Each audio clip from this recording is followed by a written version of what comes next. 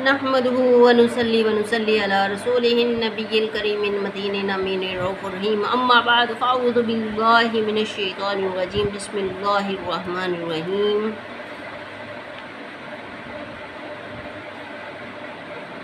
میں پچھلے سبق میں بیان کر رہی تھی کہ تقوی عطا فرمایا اور اسے پاک کر دے، ایسا تقوی عطا فرمایا اللہ تعالیٰ نے، بے شک تو ہی بہترین پاک کرنے والا ہے۔ اب ہے نمبر 4، روحانی علاج کے خاص قرآنی صورتیں، سورۃ فاتحہ، سورۃ شفا کی جامع دعا ہے، آیت الکرسی وسوسوں اور شیطانی اثرات سے حفاظت کرتی ہے، سورۃ اخلاص، سورۃ الناس اور سورۃ فلق ہر قسم کی بدی، حسد، جادو اور شیطان کے حملوں سے نجات دلاتی ہے۔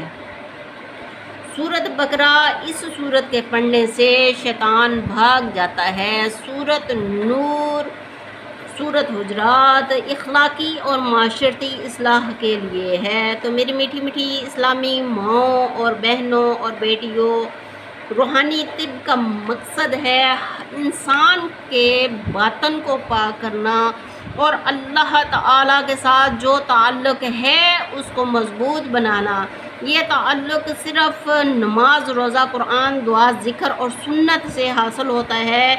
جسمانی بیماریوں کی نسبت روحانی بیماریاں کہیں زیادہ خطرناک ہوتی ہیں، کیونکہ یہ انسان کو آخرت کے خسارے تک لے جاتی ہیں۔ جسمانی بیماریاں تو دنیا میں ہی ختم ہو جاتی ہیں، جسمانی بیماریوں سے گناہ جڑتے ہیں، لیکن روحانی بیماریاں جہنم کی طرف لے جاتی ہیں، اس لیے بہت زیادہ یہ خطرناک ہوتی ہیں روحانی بیماریاں، اور ہمیں روحانی طب سے روحانی بیماریوں کا خاتمہ کرنا چاہیے۔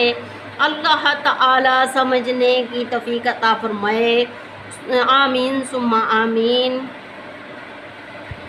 تو میں بیان کر رہی تھی صراط الذین کی الف سے مراد ہے ادب، الف سے مراد ہے الفت۔ اسلام کے قرینوں میں ادب پہلا قرینہ ہے۔ دانا کا قول ہے با ادب با نصیب، بے ادب بے نصیر۔ اسلام ایک مکمل ضابطہ حیات ہے جو زندگی کے ہر پہلو میں رہنمائی فراہم کرتا ہے۔ چونکہ ادب پہلا قرینہ ہے سب قرینوں میں، اس لیے میں نے پہلی سورت مبارکہ میں ادب کا ٹاپک رکھ دیا ہے تاکہ میں تفصیل سے بیان کر سکوں اور ساتھ ساتھ پھر بیان کرتی رہوں گی انشاءاللہ۔ ادب کسے کہتے ہیں؟ یعنی احترام، اخلاق، حسن سلوک اسلام کا بنیادی جز ہے۔ پہلا جز ادب ہے۔ اللہ تعالیٰ اور نبی کریم صلی اللہ علیہ وسلم نے سب سے پہلے ادب کا درس دے کر تمام انسانیت کو قول و عمل دونوں سے ادب سکھایا۔ اب انٹرنیٹ میں دیکھا جاتا ہے تو ایک بات جو سمجھانی ہوتی ہے تو وہ کسی ادب کے دائرے میں رہ کر بھی بات سمجھائی جا سکتی ہے۔ گالی گلوچ اور فحش، اتنی فحش، توبہ استغفر اللہ، میری زبان بھی اب میں بیان ہی نہیں کر سکتی ہوں۔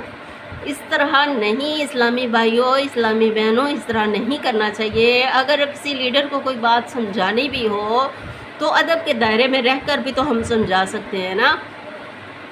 لیڈر تو آخر لیڈر ہی ہوتا ہے نا، تو وہ بڑے ہوتے ہیں، تو وہ پھر چلیں اگر ان سے غلطی ہو بھی رہی ہے، کہیں غلطی ہو رہی ہے، میں مانتی ہوں غلطیاں ہو رہی ہیں، غلطی نہیں غلطیاں ہو رہی ہیں، تو ان کو ادب کے دائرے میں رہ کر سمجھا دیں اگر، تو ان کی سمجھ میں بھی آ جائے اور کام بھی آسان ہو جائے ہمارے لیے، اور وہ ہماری طرف توجہ بھی کریں۔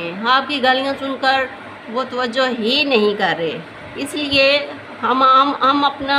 ہم یہ درس حاصل کر سکتے ہیں کہ نبی کریم صلی اللہ علیہ وآلہ وسلم نے سب سے پہلے ادب کا درس دے کر تمام انسانیت کو قول و عمل سے ادب سکھایا۔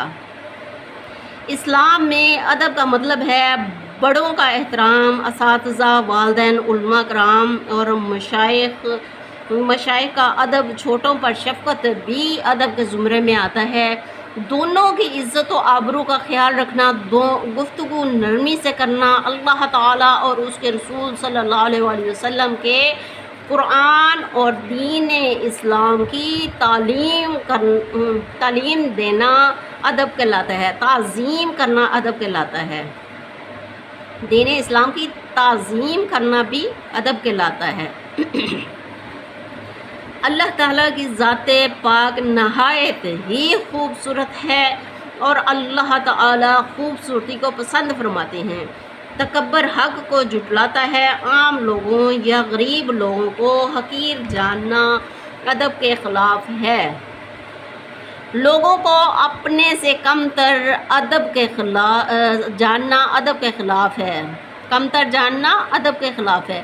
اللہ تعالیٰ نے اب میں نے بھی کچھ اپلوڈ کیے ہیں فیس بک پہ، اس کا یہ مطلب بالکل ہرگز نہیں ہے کہ میں کسی کی عزت خراب کر رہی ہوں، یا میں نے وہ اس لیے سینڈ کیا ہے تاکہ ہمارے جو قائد محترم ہیں وزیر اعظم، عزت مآب وزیر اعظم شہباز شریف صاحب، وہ ان کو سنیں اور ان کے مسئلے کو حل کریں، تاکہ لوگ اس طرح فیس بک پر گالیاں نہ نکالیں۔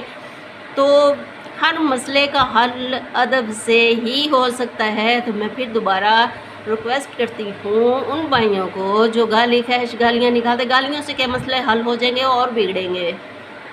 کبھی بھی مسئلہ گالیوں سے حل نہیں ہوتا۔ اخلاق سے، ادب سے بات کریں تو وہ آپ کی بات سنیں بھی۔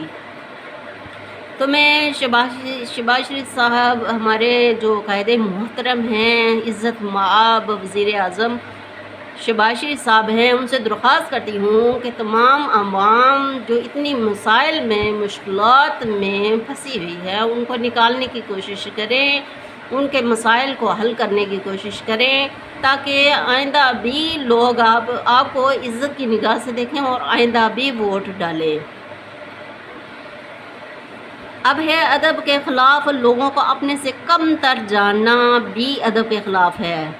اللہ تعالیٰ نے نبی کریم صلی اللہ علیہ وسلم کا قرآن مجید کی آیات مبارکہ سورۃ حجرات مبارکہ میں ادب سکھایا ہے۔ اللہ تعالیٰ نے فرمایا ہے، اے ایمان والو، اپنی آوازیں نبی کریم صلی اللہ علیہ وسلم کی آواز سے بلند نہ کرو۔ یہ آیت مبارکہ صحابہ کرام رضوان اللہ اجمعین نے سنی، تبھی تو صحابیت کا رتبہ پایا انہوں نے۔ صحابہ کرام رضوان اللہ اجمعین ادب کا خاص خیال رکھتے تھے۔ والدین کا ادب اللہ تعالیٰ کی رضا، والد کی رضا میں ہے، اور اللہ تعالیٰ کا غضب والد کی ناراضگی میں ہے۔ ترمذی شریف میں ہے اور مسند احمد میں ادب کے تقاضوں کو پورا کرنے کا حکم فرمایا گیا ہے۔ فرمایا، وہ ہم میں سے نہیں جو بڑوں کا ادب نہ کرے اور چھوٹوں پر رحم نہ کرے اور عالم کا حق نہ پہچانے۔ اب یہ تینوں پوائنٹ ہم دیکھ لیں کہ لیڈر بڑے ہوتے ہیں، ہمیں چاہیے کہ یہی تو میں سمجھانے کی کوشش کر رہی تھی، ہمیں چاہیے کہ ہم ادب کے ساتھ اپنے لیڈر کے ساتھ پیش آئیں، ٹھیک ہے، عزت کریں، اس کی عزت کریں گے تو عزت کروائیں گے نا۔ اگر آپ فحش گالیاں نکالیں گے تو کس طرح وہ عزت کریں گے یا وہ کس طرح آپ کی بات سنیں گے؟ تو یہ تینوں باتیں آ گئی ہیں۔ اب لیڈروں کو بھی چاہیے کہ چھوٹوں پر رحم کرے، اپنی عوام پر رحم کرے، ان پہ ناجائز بل نہ ڈالیں، ٹیکس نہ ڈالیں، اور اپنی شہرت کی خاطر ان کو نہ ستائیں، نہ پریشان کریں۔ اب یہ چھوٹوں پر بھی رحم آ گیا۔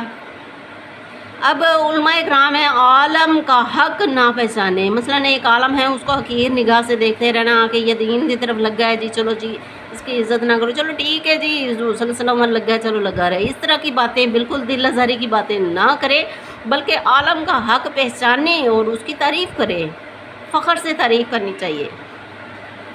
صحیح مسلم شریف میں بھی فرمایا، مسلمان کا بھائی ہے، اس پر ظلم کرے اور اس کی مدد کرنے میں دیر نہ کرے۔ یہی میں اپنے پیارے قائد لیڈر، اپنے پیارے بھائی شہباز شریف صاحب کو، وزیر اعظم شہباز شریف صاحب، عزت مآب شہباز شریف صاحب کو میں یہی بیان کر رہی تھی کہ کسی پر بھی ظلم نہ کریں، غریبوں پہ اتنے بوجھ نہ ڈالیں۔